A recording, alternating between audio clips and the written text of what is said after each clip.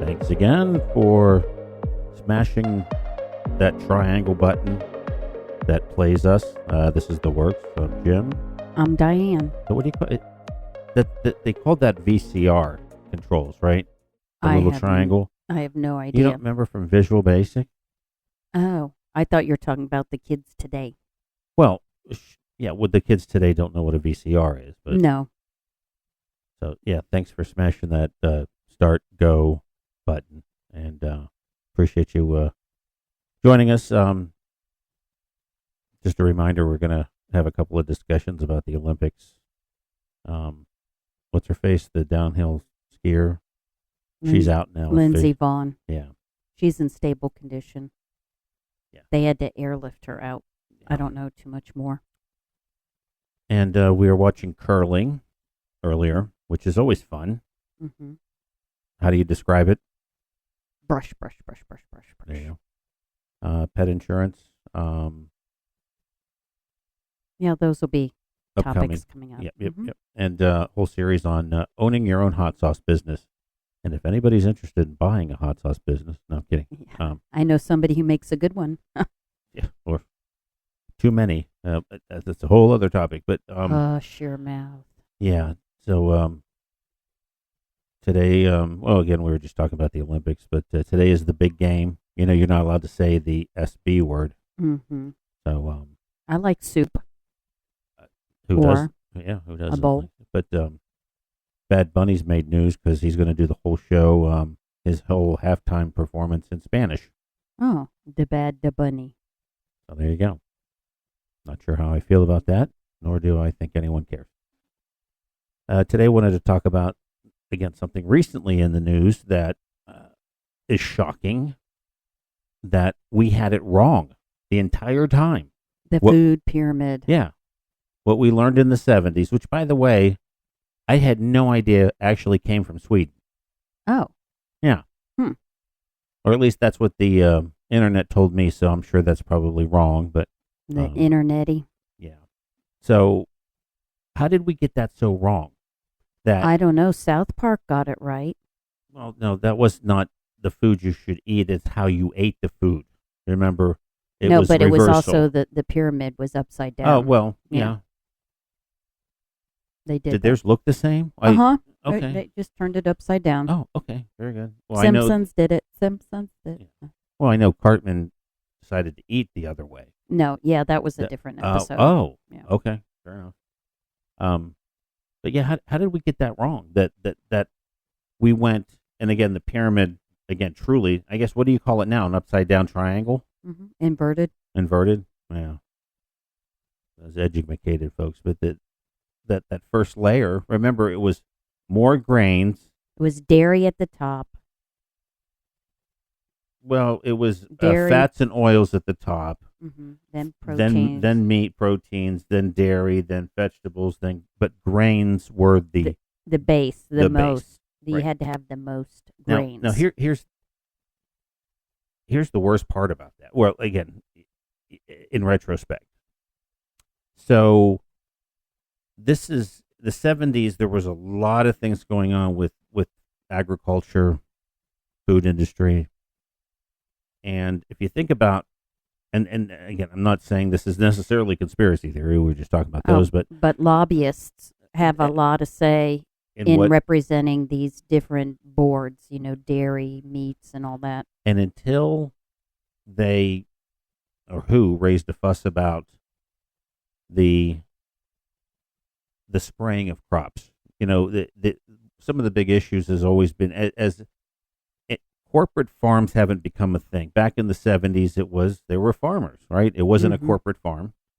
And so, you had the advent of a lot of these pesticides that I guess in retrospect, much like the fact that we got the pyramid wrong, but, Roundup is the big one you hear all the time, that caused or has been linked to Parkinson's and Alzheimer's and autism and, all the big things that we're experiencing now. My point is that's what we would spray on all of our crops, right? That first layer that we were supposed to eat the most of. And the second layer, if you think about it. So Right. veggies too. Right. So We consumed a veggies, lot. veggies, fruits, all that stuff, because we wanted to put pesticides. Now, of course, there's a whole other conversation about the fact that we got rid of DDT, because again, that some of the negative impacts or the physiological effects. But the reality was it kept the bugs off. There wasn't loss in your crop, Right. right? In some third world countries that they have malaria back because the DDT isn't used anymore. Yeah. And I guess my point there is, we were consuming all these foods that really weren't all that great for you, if you think Mm-mm. about it. And this was, of course, sugar, right? That was Yeah, at nowhere least we really were doing sugar instead of high fructose corn syrup. right. So to your point, we look at this new food pyramid, and the first thing that the big layer, right, is your proteins, Mm-hmm. whole milks, full fat milk, right, and Right. veggies. But what have we done since the 70s? Most of our proteins, whether it's cows that eat corn instead of grass, right, Mm-hmm. or the genetically modified chicken, because we all want Larger. chicken breasts. Yeah, who doesn't want larger breasts? Indeed. But it's, have we really, do we really have a handle on this? Does it make sense? Or is it just smart to eat smart? And part of the problem, though, is that I think we've changed food. Well, let's face it, they've even had studies that have determined that back in the early 1900s, even 18, when we were consuming, quote, raw milk from the cows, Mm-hmm. which we're not apparently allowed to do today. It's illegal, right? Right. That's why you see it in the little farm stores that says not for human consumption, but people buy it. Right. But that was because cows then ate and grazed in the fields. They ate the grass, not the corn. Mm-hmm. And those milk, unlike today's milk, has to be pasteurized and homogenized because of the way it's sold. It has to be, shelf stable for, a Right. couple of weeks. But the reality is the pasteurization and homogenization process has created the lactose intolerance in people, Ah, yeah, makes sense. as opposed to the raw milk, which doesn't have that part of the process. Ah, okay. Because raw milk doesn't last, I guess, as long. Well, I guess the same thing goes for the wheat that we grow now, that people have the gluten intolerance. Well, so back to that connection with pesticides and the fact that, was that one commercial where you have a pesticide and you spray it in your mouth because it's so, innocuous that, or they get light. The problem that has happened with those types of pesticides, apparently, or the more eco-friendly ones, right, is that it's caused the plant itself, and or of course we've also helped genetically modify how that plant grows. Mhm. Corn is a great example of that. Oh my God. We can now produce corn, or a seed of corn, that almost doesn't need any pesticide on it. Why? Because no one wants to eat the damn corn. Why? Because it's all a carb. It's all carbohydrate. And that's the corn that they use for high fructose corn syrup and to feed to animals. Yeah. And we found that out by a couple of really good documentaries worth checking out. Remember Food Inc. 1, well, it wasn't called that, and Food Inc. 2. Food Inc. 2, we didn't enjoy that one as much as the first Food Inc., where again with Food Inc., the whole idea was how the control of agriculture, farming, was again more government control than what society wanted as far as the type of food. Mm-hmm. Right? Why did we not choose thigh meat? Because it's the breast meat is what everyone wanted, but and that's why they genetically altered the chickens. Right. Well, because remember, we were supposed to have, with the old food pyramid, we were supposed to not have all these fats. So they determined that thighs and dark meat had more fat and cholesterol. So which is because of that wrong pyramid, we shifted an entire industry of chickens being raised for more white meat. well, and that also correlates to the fact that this is the example we love in our family is the low-fat Oreo, right? The low-fat Oreo has more calories in it, and more that's salt and that's the and issue, more sugar. right? If you left the Oreo alone, which actually had some protein in it, because again, dairy or maybe not, I don't know. There's no dairy. But it had the calorie issue and the carb count was not. Well, I go back to the fact that, as you pointed out, people have become obese in this country off of high fructose corn syrup, not sugar. Right. Yeah, sugar is bad. Don't get us wrong. But there's also this mechanism, apparently, in how they refine high fructose corn syrup, and that's part of what's it was either that or Corn King. I think Corn King is the one that focuses on the high fructose corn syrup in particular, and that's another really good documentary. And since we're feeding these animals, it's not just cows; it's other livestock too. I mean, farm raised salmon are being fed this corn,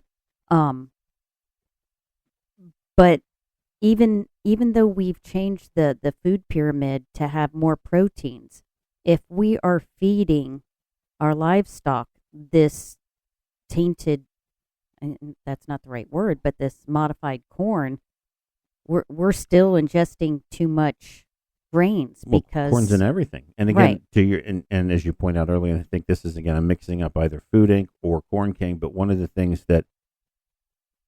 core messages is that because we had to stop using effective pesticides, they had to put basically the pesticide within the grain so that the crop would grow without having, the yield issue that pests would have. They damaged 10% of the crop.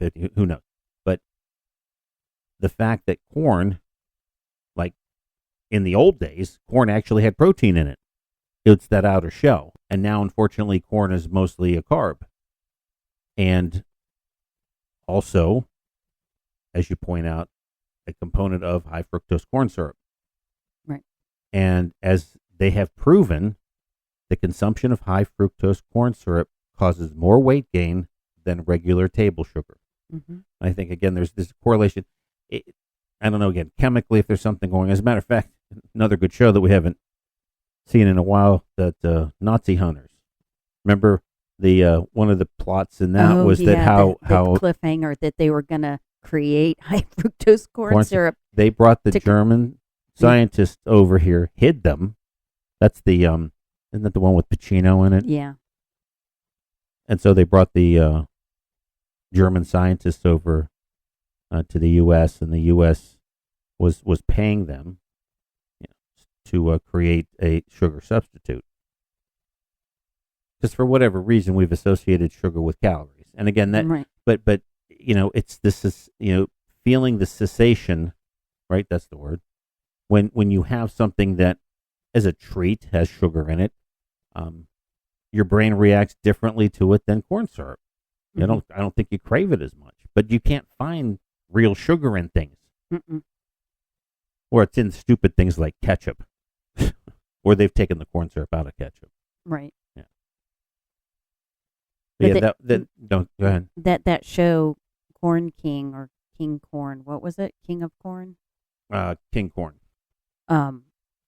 I thought that was just so interesting how they tracked it from growing the corn and how much is in our body and our hair, when it's like, no, you haven't eaten any corn. There's that they start the movie out by analyzing hair from both of the I guess producers of the documentary, and the hair and human hair in this case, our hair is mostly corn based, which was a head everything. scratcher, right? Right. And if you want to get away from that, we'd have to deal with more expensive meat. And right now, our country is not prepared to pay more for meat. They like having cheap meat. I mean, we watched that show and we wanted to go buy, half a cow, from a farm around the corner, and because it was horrifying. I Right. mean, this documentary was eye opening, but And for convenience and price, you're like, okay, I'm a hypocrite. but what happened to that? That was kind of a movement, I guess, before maybe COVID killed it. I don't know. Is the whole idea of eating local, right? Right. I don't know if that was farm to table is where that cliche came from, but the idea of, and hell, we have chickens not for eating, but for the Eggs. for the eggs. And that's another thing. The thing that they do, with these mass-produced chicken farms, it's disgusting. You remember that one air quote documentary we watched where it was basically one big commercial for plant-based food. The idiots on this quote documentary were trying to say that eating one egg was the equivalent of smoking five cigarettes. Yeah. What? But and again, it's I guess. But people believed it because it was presented as a documentary. Sure, they want to sell. And you look at the credits, and it was sponsored by a company that made plant-based things. And these plant-based things, where does the protein come from? How do they, or what is it mostly, with a lot of these protein, I mean, it's whey. It's ultra processed too. Yeah. Which of course comes back to the whole idea that it's not better for the, environment, because it takes twice as much energy, right? It's the whole idea. Footprint, your carbon footprint is tied directly to the fact that we're producing an artificial thing. Well, yeah. What's the idea of milk? How do you milk an oat? And the fact that it takes so much other resources to produce the same gallon of oat milk, which milk in itself there's no problem with it. And again, as a matter of fact, it's got protein. And how that was another big change in the pyramid, is that you're supposed to have whole milk, full fat dairy. And they brought back whole milk to school. Now everybody's saying that's a bad thing. Well, okay. It's attributing. You just fat don't like to it gaining because weight, it's and that's not the issue. Well, and we were people don't like that wrong. idea because of who introduced it. I understand people don't like a certain person, leader. You mean Kennedy? No. Well, no. Trump. He and Dr. Oz. It's saying that we should bring back whole milk to school, and everybody's poo-pooing. That's awful. But if it were somebody else that had said it, it is more filling. You get more protein. It's a good thing. But we're just so keyed up in trying to be a part of one team or another and just not listening. Well, maybe that's the next thing we should, attribute to a conspiracy theory, is the notion of, how did we get on the fact that fat is the enemy? I don't know. When it's not. I don't know. Fat's associated with protein. But we're not part of these lobby groups. You want to believe that somebody has our best interests, but it's still the mighty dollar that drives these things. Well, what's the cliche? You look at other countries and their populations, and again, we're anti-carb too, right? It's all protein, anti-carb, which is another, I think. Again, who's steering that? You look at Italians; they eat a lot of pasta. Mm-hmm. They're healthier than we are as Americans, typically. Well, right? People forget that this thing called moderation. Eat a well balanced. Well, you don't need a quote diet. Just eat sensibly. Eat in moderation. Well, I think it goes to the notion of however and whoever introduced 3 meals a day in this country. That's goofy. Eat when you're hungry, for God's sake. Right? Does it have to Well, be timed? There's a social aspect to it. Let's face it. And the but fact, if you're just going to eat when you're hungry, you're not always going to grab for vegetables. I mean, that's the advantage of having a meal is that we create well balanced meals. You had yeah, a I protein, think you there's a have a craving. veg, Yeah, I know, but and you have a carb. If ah, you just eat when you're hungry, you're not always going to reach. When I have a snack, I'm not a snacker. I don't reach for an apple or fruit. Um, yeah, and I don't think most people that snack decide, oh, I'm going to have some carrots or I'm well, going to no, have an apple. that's the mantra of the ones that are watching their figure. It's again the idea of something that's caloric but no fat. It doesn't do you. It's not doing you any good. Right. But well, okay. You Again, need maybe I'm not. veggies and fruits. I'm not. Yes, I agree with you. But what's the new trend now is this intermittent fasting, and so here the idea again, I think, is more along the lines of eat when you're hungry. The fact that it's breakfast, lunch, and dinner. I know Right. that would kill a whole industry that's out there. If we, But honestly, how many people eat breakfast? I think it's the again maybe It's this maybe we were it's an told wrong important again. important You were what's the cliche? Eat like a pauper. Prince Pawn Pop, Popper yes. or whatever. Eat like a king. Yeah, it's more in the morning. You stoke the fire, Right. which to a certain degree makes sense. Which also I think if you get a good night's sleep, Yeah. What's that? and you wake up and you're hungry, you eat, and then that should carry you through until whatever Right. whatever that meal is, and But those of you that know me, that whole intermittent fasting, I participate. I don't think it's for everybody, but I was at the point that my metabolism was way off. I was still exercising like a crazy woman, watching everything that I ate, and after personal note hysterectomy, um, weight gain and it wouldn't go anywhere. So I was healthy because I was working out and eating sensibly, but something had changed and nothing worked. And when my doctor had said to try it, I thought he was nuts. Like for me, just skipping nuts are my good. yeah, but my breakfast would be toast with peanut butter on it and a cup of coffee. And I was like, there is no way by my skipping a piece of toast with peanut butter is going to create this huge deficit.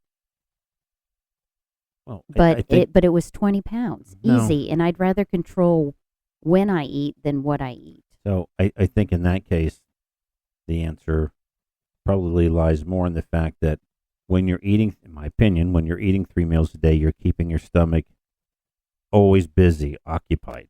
By having the period of fasting from when you go to bed until noon, It gives it a rest. Well, that shrinks. Your stomach shrinks. I mean, Right. that's the these competitive eaters tell you you don't starve yourself before Right. you eat. You stretch that stomach. And as a matter of fact, who all of our favorite trashy shows where the big fat people get the weight loss surgery and they eat through it, right? What have they ultimately done? What Dr. Now's put in is to shrink your stomach, cut out half of it, and then guess what? You start filling it back up again, Right. and it stretches.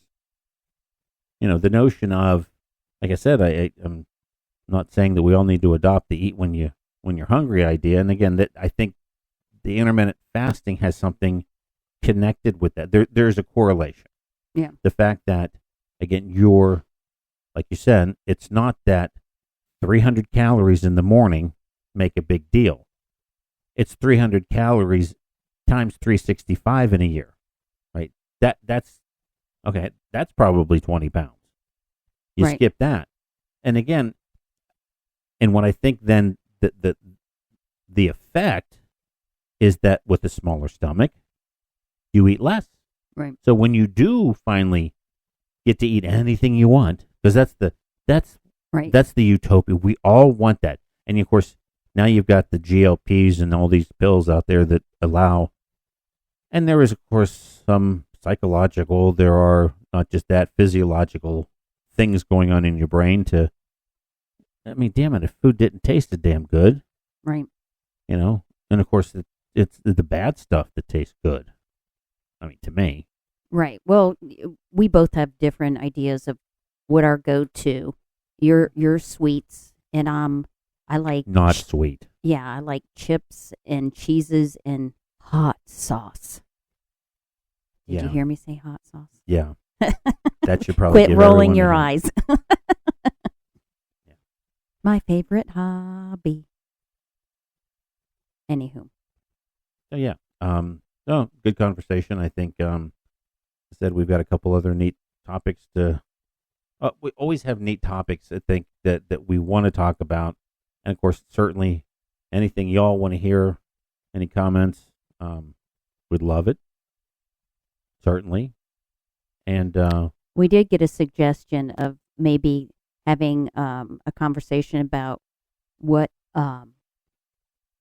as we've mentioned, we're Gen X, that what are our guilty pleasures of what we purchase, what we do now that you didn't think you would have done when you were younger.